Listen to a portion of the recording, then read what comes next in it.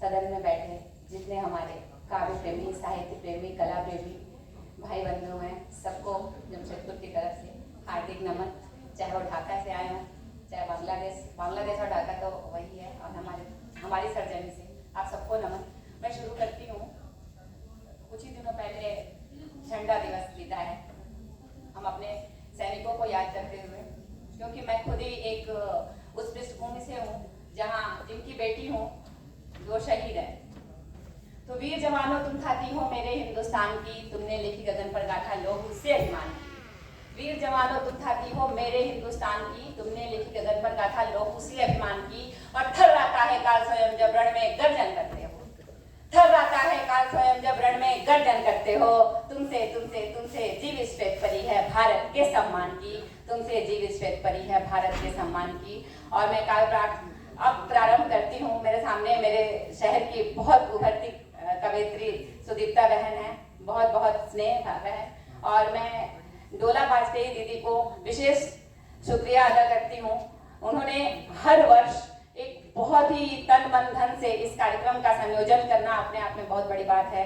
इतने लोगों को समाहित करना, एक संगम गंगा जमुनी तहजीब को एक साथ एकत्रित करना, इस बात के लिए मैं बहुत विशेष धन्यवाद देती हूँ डोला वाजपेयी दीदी को। और मैं उनके लिए एक मुक्तक पढ़ना चाहती हूँ कि ऐसे ही कोई दिल का मेहमान नहीं होता, ऐसे ही कोई दिल का मेहमान नहीं होता, दुनिया की निगाहों का अरमान नहीं होता। ऐसे ही कोई दिल का मेहमान नहीं होता, दुनिया की निगाहों का अरमान नहीं होता। आसान भले होगा भगवान बने रहना, आसान भले होगा भगवान बने रहना। इंसान बने रहना आसान नहीं होता, इंसान बने रहना आसान नहीं होता। और मैं एक नज्म से आप सबको जोड़ना चाहती हूँ। गीत का कहिए, नज्म चाहिए कहिए, क्योंकि उसमें संवेदनाएं हैं और हर मानव उस संवेदना से कहीं ना कहीं संलिप्त है। सबके मन में दुख भी होता है, खुशी भी होती है। हम हमेशा एक जैसा नहीं रहते हैं। और मैं विशेष प्रणाम निवेदित करती हूँ मेरी आंटी कृष्णा आंटी, सादर प्रणाम आंटी, बहुत बहुत प्रणाम। मैं जिस नज्म को पढ़ रही हूँ उससे आप लोग जुड़िएगा अपने आप। बहुत बहुत प्रणाम। जिसके अंतस में नहीं संवेदना हो, जिसके अंतस में नहीं संवेदना हो, वो किसी की वेदना भी क्या पढ़ेगा।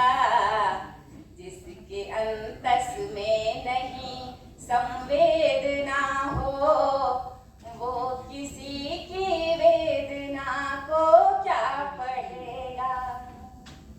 जिसके अंतस में नहीं ठहराव कोई, जिसके अंतस में नहीं ठहराव कोई, गीत नौजीवन का वो कैसे गढ़ेगा। जिसके अंतस में नहीं ठहराव कोई, गीत वो नौजीवनी को क्या गढ़ेगा। एक मैं होने का जब तक लक्ष्य ना हो, एक मैं होने का जब तक लक्ष्य ना हो, प्रेम का सोपान कोई क्या चढ़ेगा। एक मैं होने का जब तक लक्ष्य ना हो, प्रेम का सोपान कोई क्या चढ़ेगा। जिसके अंतस में नहीं संवेदना हो, झूठ की जो मुख जुगाली कर रहा हो,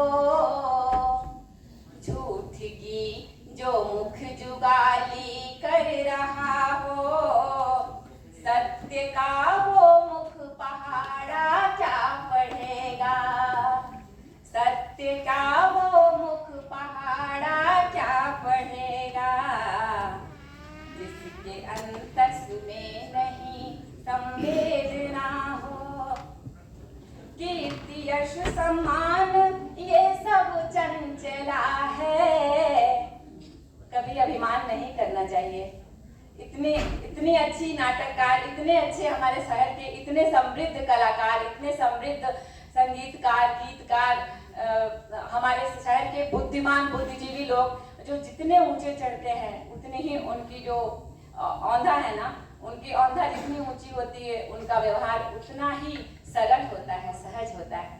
इसलिए हमें अपने व्यवहार को, अपनी आदतों को हमेशा सहज सरल रखना चाहिए। देखिएगा, कीर्ति यश सम्मान ये सब चंचला है, कीर्ति यश सम्मान ये सब चंचला है, रंग धन का एक दिन फीका पड़ेगा, रंग धन का एक दिन फीका पड़ेगा, जिसके अंतस में नहीं संवेदना हो, वो किसी की वेदना को क्या पढ़ेगा। और चलते चलते एक मुक्तक, यहाँ जितनी नारियों की उपस्थिति है उतने ही पुरुषों की, कि राधा मीरा लक्ष्मीबाई यह वैदेही की जननी है, राधा मीरा लक्ष्मीबाई यह वैदेही की जननी है, अर्जुन कृष्णा बलदाऊ की यह वीर प्रसूता धरनी है, और भारत माता की जय बोलो हर हिंदुस्तानी का नारा, भारत माता की जय बोलो हर हिंदुस्तानी का नारा, हमको ही चांद सितारों से अब इसकी झोली भरनी है, हमको ही चांद सितारों से अब इसकी झोली भरनी है। जय हिंद, जय भारत। बहुत बहुत शुक्रिया।